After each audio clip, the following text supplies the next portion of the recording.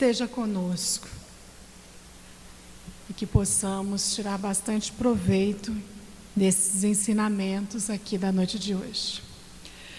Nós vamos falar da lição 132, dita pela nossa irmã Nilda, titulada Em Tudo, tornando-nos recomendáveis em tudo, na muita paciência, nas aflições, nas necessidades, nas angústias. Paulo, segunda carta aos Coríntios, capítulo 6, versículo 4. Nesta passagem de Paulo aos Coríntios, ele vem nos falar sobre a coerência em nossas ações. Coerência que quer dizer qual a relação que existe entre as nossas atitudes e aquilo que pregamos. O quão perto da nossa pregação estão as nossas atitudes. Isso que Paulo vem nos recomendar. Por quê? Porque quando Jesus veio e trouxe a boa nova, ele nos ensinou a esperança, a confiança.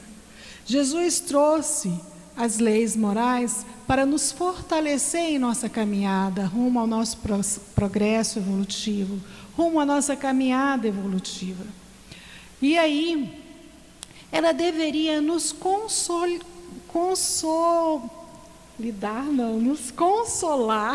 fugiu a palavra. Ela deveria nos consolar, porque ela iria fortalecer a nossa fé, a nossa confiança em Jesus.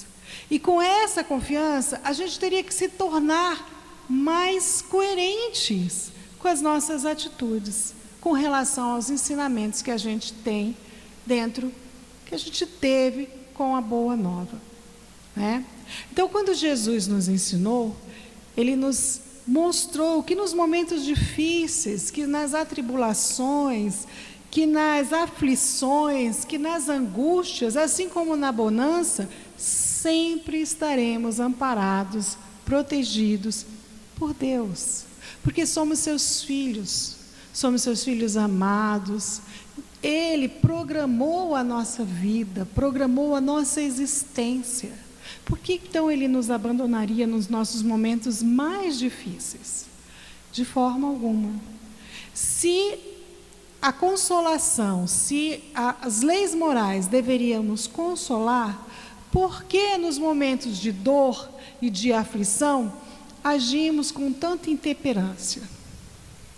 Porque na nossa vida diária nos esquecemos dos ensinamentos que nós adquirimos ao longo de, no mínimo, 2000 anos. Porque nós esquecemos na nossa vida de viver aquilo que a gente aprende aqui na casa espírita e em outros templos religiosos. Porque a Boa Nova não é uma exclusividade da casa espírita. Porque ela não veio para os espíritas, ela veio para a humanidade. Então, se veio para todos, e há 2000 anos nós estamos recebendo essa consolação, porque ainda hoje não conseguimos nos entregar com confiança às mãos do nosso Pai, do nosso Criador, e porque ainda nós não agimos com coerência nesse processo, nessa caminhada. Então é esse o recado que Paulo veio nos dizer. A gente frequenta um templo religioso, estuda o Evangelho, estuda as leis morais, e só vivemos as leis morais e as práticas daquela religião dentro do templo religioso. Nós, assim, adquirimos uma série de comportamentos que nós achamos que são os comportamentos que os espíritos evoluídos, que os anjos, que os mentores têm. Então, nós falamos com amorosidade, nós demonstramos paciência, nós demonstramos tranquilidade, nós somos atenciosos, bondosos, servis dentro do espaço religioso, porque a gente acredita que são essas as qualidades que os espíritos mais evoluídos têm. E é verdade, são essas mesmas. O problema é que a gente só vivencia essas qualidades dentro do templo. Saindo daqui, a gente esquece de manter essas qualidades na nossa vida diária. O problema é que quando estamos lá fora, nas atribulações do dia a dia, nós não conseguimos vestir esta roupa que aqui nos cabe. Será que ela só cabe aqui dentro? Será que nos outros espaços nós não precisamos mostrar os nossos conhecimentos e as nossas vivências? E as nossas vivências dentro dos ensinamentos religiosos? E a coerência? E a proximidade do que eu aprendo e falo do que eu faço? Jesus, quando falava aos fariseus, ele dizia que eles eram hipócritas, pois pregavam uma coisa no templo e faziam outras. E o nosso comportamento a eles se assemelha, porque nós ainda não conseguimos colocar em prática esses ensinamentos, porque nós ainda não conseguimos vivenciar esses ensinamentos. Nós ainda somos sepulcros talhados por fora e podres por dentro, porque a prática da Boa Nova ainda é um culto exterior. Nós ainda não aprendemos a vivenciá-lo, nós ainda não tornamos isso uma prática diária. Porque se há pelo menos 2000 anos nós ouvimos a mesma mensagem? Porque nós ainda não adquirimos a consciência necessária para nos responsabilizarmos pela nossa própria caminhada, pelo nosso próprio desenvolvimento moral, pelo nosso próprio aprendizado moral. A gente se preocupa, vida após vida, com o desenvolvimento da inteligência, com a aprendizagem da inteligência. Trabalhamos muito para adquirir bens materiais e nos esquecemos que o nosso propósito aqui no planeta Terra, no planeta de prova e expiação, é vivenciar os ensinamentos do Cristo. Assim como nós nos dedicamos uma vida inteira para aprender, para nos tornarmos um excelente profissional, nós também temos que ter essa dedicação na nossa vida moral.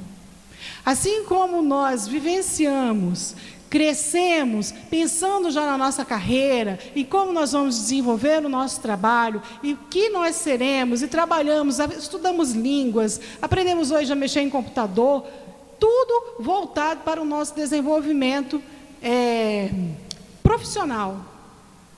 E essa mesma força, esse mesmo trabalho, nós não dedicamos ao nosso desenvolvimento moral, porque ainda não tomamos a consciência que evoluir é algo que está fadado. É a única coisa que é um fato, e que queiramos ou não vai acontecer. Todos nós iremos evoluir, porque a evolução, o progresso, é a lei divina. Uns podem caminhar mais rápido, outros podem caminhar mais devagar. E quando a gente adentra uma casa de religião, no nosso caso, a casa espírita, e a gente adquire estes comportamentos que nos acompanham há séculos, essa postura de sentar, de ouvir, de manter nessas 2 horas que a gente fica aqui na casa espírita ouvindo, essa postura de manter este comportamento que a gente idealizou como comportamento de elevação moral, é uma ilusão que nós vivemos. É uma ilusão que nós criamos. E enquanto eu estou aqui, é fácil eu manter esta ilusão, porque todo mundo que está aqui está buscando a mesma coisa. Então é fácil eu ser gentil, eu ser educado, eu ser amoroso, eu praticar um conjunto de comportamentos com aqueles que estão também nesse propósito. Mas a gente esquece que a gente não nasceu no momento que nós fomos gerados, o nosso corpo material. Nós somos espíritos milenares que temos muitas reencarnações e trazemos muita experiência na bagagem. E ao longo dessas pelo menos 30 reencarnações, de acordo com Emmanuel, que nós estamos nesse processo, erraticidade, terra, erraticidade, terra, nós estamos sempre mantendo os mesmos costumes, sempre mantendo os mesmos hábitos. E aí eu venho para cá, fiz a minha parte da semana. Fui lá no centro, ouvi a palestra, trabalhei na sala mediúnica, no meu caso especificamente, fiz a minha parte, estive na religião, mas os conceitos morais da religião não estiveram dentro de mim, porque ao atravessar aquela rua e entrar no meu carro, eu esqueço e eu assumo a minha real personalidade, aquela que eu carrego nessas 30 reencarnações que eu tenho aí de experiência. E essas 30 reencarnações fazem emergir em mim quem eu sou realmente. E aí eu esqueço de vivenciar os ensinamentos. Por quê? Porque eu ainda não me conscientizei que eu sou um espírito imortal e que eu preciso trabalhar pelo meu progresso moral. Emmanuel, mais uma vez, nos diz que o processo da caminhada moral é individual. Ninguém caminha por mim. Vários me auxiliam a caminhar, me dão a mão quando eu caio, mas o passo é meu, a responsabilidade é minha. Então, como que eu vou fazer se eu não consigo sair desse processo? O que eu tenho que fazer para conseguir aprender a vivenciar esses ensinamentos de forma a aproximar aquilo que eu estudo dentro da casa espírita e aquilo que eu vivo no meu trabalho, na minha família, na sociedade? Como eu vou fazer isso? Primeira coisa é tomar a consciência de que eu sou responsável pelo meu processo de crescimento moral.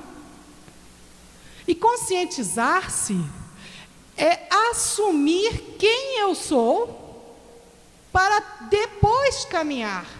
Porque criar uma outra pessoa, eu já faço isso quando eu estou aqui. Eu assumo um personagem diferente de quem eu sou. Lá na realidade, lá na minha casa, lá no meu trabalho. Há pessoas que dizem assim quando encontram: nem pensava que fulano era espírita, por conta do comportamento dele aqui nesse espaço que nós estamos. Então, para a gente ver como a gente muda. E aí a gente volta nesse processo de conscientização. Quem eu sou? Porque para eu mudar, eu tenho que partir de alguma coisa. E eu não tenho como jogar essas 30 reencarnações no lixo e começar do zero. Eu não tenho, isso não existe.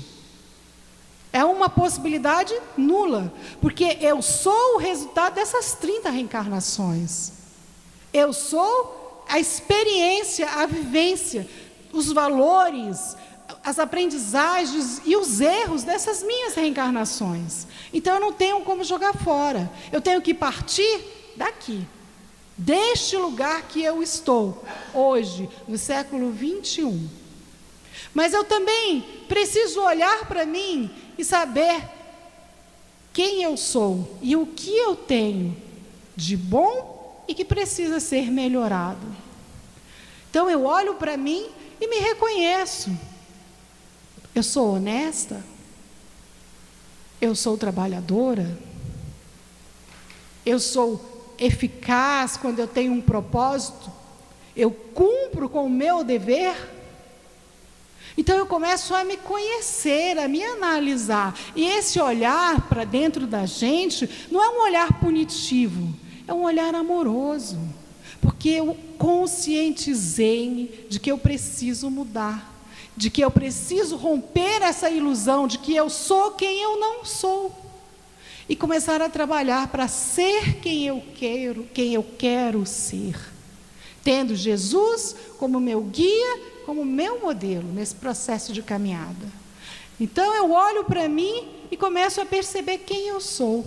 E o que precisa mudar, o que precisa acompanhar, o que precisa ser modificado e o que precisa ser interrompido. É comum a gente falar assim, passa um dia bem atribulado, né? Aquele dia difícil, aí você fica irritado, você fica nervoso, você fala palavras obscenas, você briga em casa com seus filhos, com seu esposo ou com sua esposa, porque nós somos assim, esses somos nós. Aí, 7 horas vou tomar meu banho, porque 7h30 eu vou para o centro, vou dar a palestra hoje. Aí eu vou, sento, tomo banho, aí começo a melhorar os meus pensamentos, aí começo a pensar melhor, aí venho para o centro, ou para dar a palestra, ou para ouvir a palestra, ou para trabalhar nas salas, ou seja para o que for, ou para receber atendimento. Aí eu venho, aí de 7 horas até as 7:45, quando começa. Aí eu saio daqui, renovado, e vou para casa, faço a minha prece e vou dormir. Não, eu preciso melhorar os meus pensamentos para eu ir para um bom lugar durante a noite de sono. Quantas horas tem um dia? Quantas horas eu vibrei em baixa padrão energético? Quantas horas eu trouxe para perto de mim irmãos daquele mesmo nível de vibração? Quem vai me fazer companhia à noite? Então não vale a pena orar? Devemos. Pelo menos nessa 1 horinha a gente conseguiu melhorar um pouquinho o nosso padrão vibratório. Mas se eu quero permanecer nessas companhias que eu adquiro aqui, eu preciso trabalhar diariamente, minuto a minuto, nos meus pensamentos, nas minhas atitudes e nas minhas ações. Jesus nos diz: diga-me quem tu és, diga-me quem tu andas, que eu tirei quem tu és. Se eu passo o dia inteiro vibrando abaixo da linha limite de boas vibrações, como à noite eu quero ir para uma mansão espiritual? Eu já tenho todo mundo que me acompanha, a multidão de espíritos que me acompanham onde quer que eu vá, e que eu os chamo pelas minhas vibrações. Eu os convido a estar comigo ao longo do dia. Aí nessa meia horinha, nessa 1 hora que eu venho para o centro e que eu melhoro, alguns vêm, outros ficam lá do lado de fora me esperando, porque sabe que quando eu atravessar a rua, meu comportamento vai voltar a ser o antigo mesmo. Então eles ficam lá esperando. Outros vêm, chegam aqui, são socorridos, são amparados. Então, eu é que preciso pensar no meu dia a dia quem eu quero para ser meu companheiro. Eu é que tenho que trabalhar para ter bons companheiros. Porque daí à noite, quando eu descansar no meu corpo físico, eu, Flávia, espírito, vou realmente ter condições de galgar bons espaços. Ir para lugares de tratamento, de estudos, vir para cá para o centro. Então vai depender de mim, das atitudes que eu tenho ao longo do dia, porque para evoluirmos moralmente, precisamos ser vigilantes 24 horas. A mesma dedicação que eu tenho com a minha profissão, com o meu nome profissional, com o trabalho que eu desenvolvo, eu tenho também que ter com o meu desenvolvimento moral. Sem cobrança, sem culpa. Eu preciso olhar para mim mesmo e adquirir essa consciência sem ficar no processo de vitimismo, mas realmente consciente. O que eu quero? Os alcoólicos anônimos, eles têm uma regra: só por hoje. Só por hoje eu não vou mentir. Só por hoje eu vou manter a paciência. Não interessa se amanhã eu não vou dar conta, mas se eu trabalhar só por hoje, e aquilo que eu olhei naquele processo de autoconhecimento, que eu preciso mudar e começar a trabalhar umzinho, se eu passar daqui até o final da minha existência e conseguir modificar umzinho, eu consegui muito mais do que eu venho feito nessas últimas encarnações, porque de acordo com o Emmanuel, a gente tem encarnado e desencarnado, encarnado e desencarnado, sem avanço moral, porque eu estou nesse processo cultivando os mesmos hábitos, os mesmos costumes, os mesmos valores que eu trago há muitos e muitos séculos, sem a preocupação de evangelizar-me, sem a preocupação de viver os ensinamentos que Cristo nos deu. É um processo duro, é um processo doloroso. O próprio mentor nos fala: não há avanço moral sem renúncia, sem sofrimento. Por quê? Porque evoluir é causador? Não, porque eu estou fixado em comportamentos diferenciados da lei, e mudar esses comportamentos é difícil. Gente, uma simples coisa, o médico diz para você: a partir de hoje você não vai poder comer arroz.